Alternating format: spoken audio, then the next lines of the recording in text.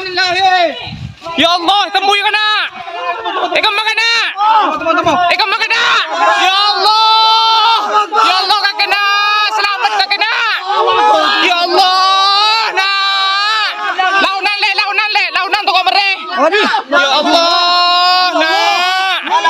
Alhamdulillah ya Allah. Alhamdulillah ya Allah. Alhamdulillah nah. Ya Allah.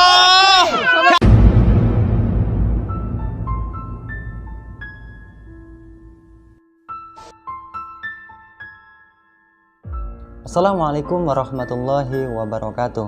Selamat malam Sobat OMG, obrolan malam Jumat. Selalu temani malammu dengan keberanian, karena ketakutan terbesar adalah sendiri.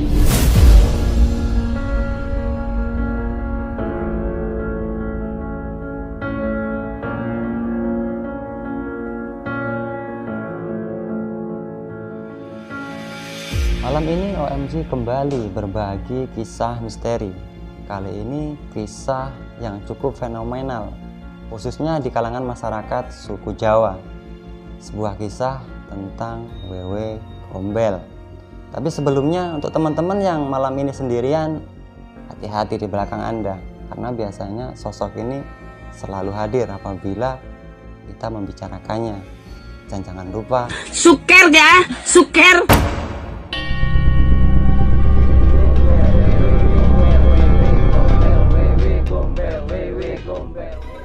Cerita wewe gombel ini memang menjadi momok lah. Waktu itu saya cuma berpikir ini adalah kisah, katakanlah cerita bohong lah, cerita yang menakut-nakuti anak-anak supaya tidak nakal.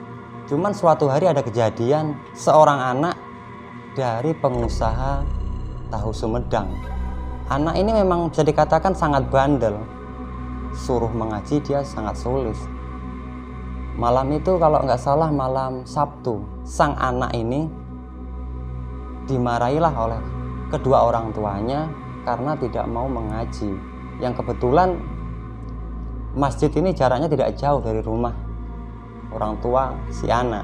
Sebelum anak ini berangkat mengaji, anak ini memang ditakut-takuti oleh kedua orang tuanya. Ora sah ngelak diomongi, rasa nangis magrib-magrib, ndak digawa wewe gombel. Dan kejadian ini pun terjadi. Yang biasanya anaknya ini pulang sehabis isya, sampai habis isya anaknya belum pulang. Tentunya orang tuanya bingung waktu itu, mencari dan berusaha menemui kiai yang mengajar anaknya ngaji. Datanglah ke tempat kiai. Pak, ayo kula kok dereng wangsul ya menten. Loh, wau pun wangsul lho Pak, ket wau sak dereng isya pun wangsul sebabnya mboten ngaos, kata Pak Yai yang memberikan pengajian kepada anak juragan tahu ini. Malam pun semakin larut, sampai jam 12 malam saat itu warga semakin geger. Anaknya ini tidak diketemukan, padahal desa kami ini listrik sudah ada, penerangan sudah cukup terang. Dicari ke sana kemari, ke tempat kawannya tidak ketemu. Akhirnya tetangga dari juragan tahu ini berinisiatif menemui seseorang yang dituakan. Waktu itu datanglah ke rumah Mbah Gino, seorang sepuh yang dituakan di desa kami. Mbah Gino ini menerawang dengan bahasa Jawa, dan Mbah Gino mengatakan, wis ayo digoleki anakmu nang sekitar kene, mek didelikne karo wewe gombel.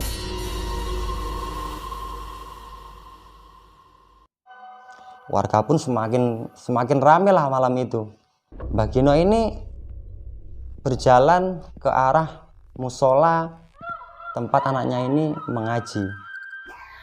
Mbah Gino mencari dengan kasat mata biasa waktu itu, tidak menemukan si anak juragan tahu ini.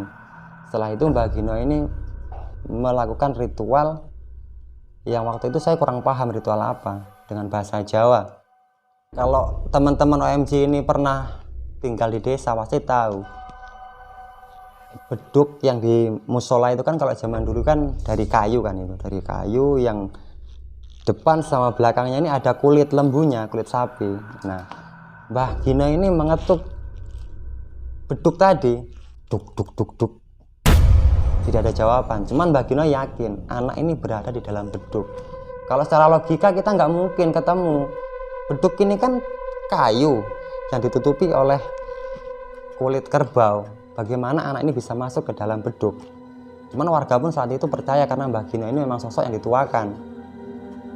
Waktu itu dilihatlah dari lubang yang memang beduk ini ada lubang untuk ventilasi udara supaya suara beduk ini keras. Dilihat dari lubang ini, anak ini tidak ada. Mbah Gino pun kembali meritualkan. Saat Mbah Gino ini melihat anak ini dalam beduk, anak ini berada di dalam beduk. Yang anehnya, saat ini warga ini melihat di lubang beduk tadi, warga ini seperti melihat anak ini berada dalam sumur, bukan berada di dalam beduk.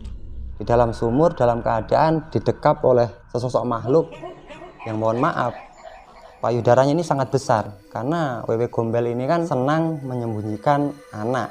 Nah, posisi anak ini memang saat itu sedang digendong oleh Wewe Gombel. Mbah Gino pun meritualkan lagi. Setelah itu beduk ini dibukalah oleh Mbah Gino, yang kulit lembu ini disobek dengan sebilah parang waktu itu.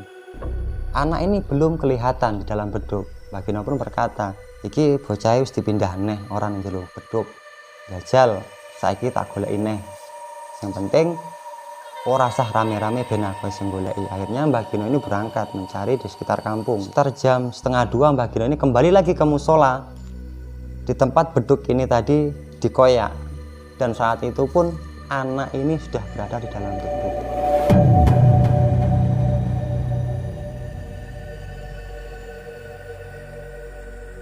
Dibawalah anak ini keluar dari dalam beduk, tapi dalam keadaan yang tidak bisa ngomong. Setelah itu dibawalah ke rumah Mbah Gino, diberikan minumlah dengan Mbah Gino dengan asma-asma Jawa waktu itu. Setelah anak ini bisa berbicara, anak ini pun ditanya oleh Mbah Gino, "Leh, kowe mau teko ndi?" Anak ini pun menjawab, "Aku mau Mbah, dijaki karo mbok deku." "Mbok de sing endi? Mbok deku sing wis mati. Mau aku arep peneng langgarmu dijaki, wong aku mau diseneni karo mamaku. Dadine aku yo pengen melok bodeku."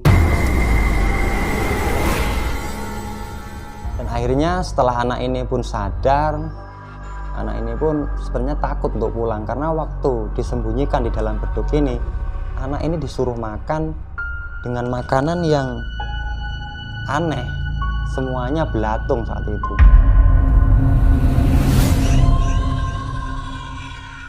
Jadi anak ini lebih memilih menginap di rumah Mbah Gino. Dan warga pun memutuskan untuk melean lah kalau bahasa Jawa itu di rumah Mbah Gino. Akhirnya Mbah Gino ini pun bercerita tentang asal muasal Wewe Gombel. Wewe Gombel ini menurut Mbah Gino adalah penjelmaan dari manusia yang matinya tidak sempurna. Dalam artian Wewe Gombel ini dulunya adalah manusia. Dia seorang wanita yang mempunyai suami yang saat itu dia ini tidak mempunyai keturunan. Dan oleh sang suami ini, istrinya ini, si wanita yang jadi Wewe Gombel ini sering dipukul. Pokoknya diperlakukan tidak selayaknya seorang istri, yang menyebabkan wanita ini hampir saja gila.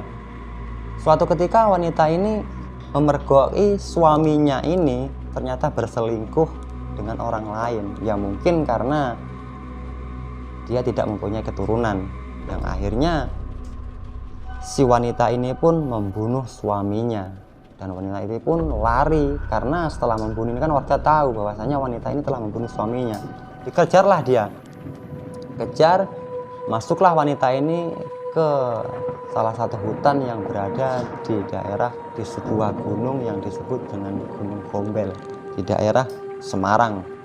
Wanita ini pun akhirnya mengakhiri hidupnya dengan bergantung diri, dan arwahnya pun gentayangan. Arwah Wewe Gombel ini sebenarnya sosok wanita yang menyayangi anak-anak karena memang dia tidak punya anak, tapi juga dia dendam dengan orang laki-laki atau orang yang sering marah kepada anaknya. Dia dendam. Makanya dari cerita ini orang-orang Jawa selalu istilahnya memberikan paweling kepada anak-anaknya. Kalau nangis jangan keluar rumah di sore hari ataupun menjelang malam, karena Wewe Gombel ini memang hobinya, kesukaannya ya ini menculik anak-anak. Dan kasus ini pun pernah terjadi di daerah Lampung dan di daerah-daerah lain yang kebetulan sama. Anak ini disembunyikan oleh Wewe Gombel dengan penampakan yang serupa, sesosok makhluk dengan rambut yang panjang, mata yang melotot, lidah yang menjulur, dan mohon maaf payudaranya ini sangat besar. Payudara ini kan melambangkan kasih sayang seorang ibu kepada anak. Jadi penjelmaan Wewe Gombel ini adalah makhluk yang suka kepada anak kecil. Inilah kisah Wewe Gombel yang diceritakan oleh Mbah Gino saat saya masih sekolah kelas MTS dulu. Dan sampai sekarang Wewe Gombel ini masih menjadi kisah legenda. Karena sebenarnya penampakan hantu Wewe Gombel, penampakan hantu pocong ini adalah penyebutan nama-nama untuk suatu daerah. Karena apapun bentuknya, semua itu adalah penjelmaan dari bentuk jin.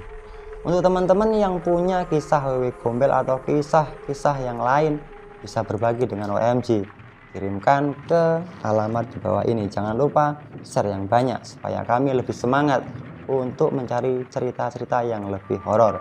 Kami akhiri. Assalamualaikum warahmatullahi wabarakatuh.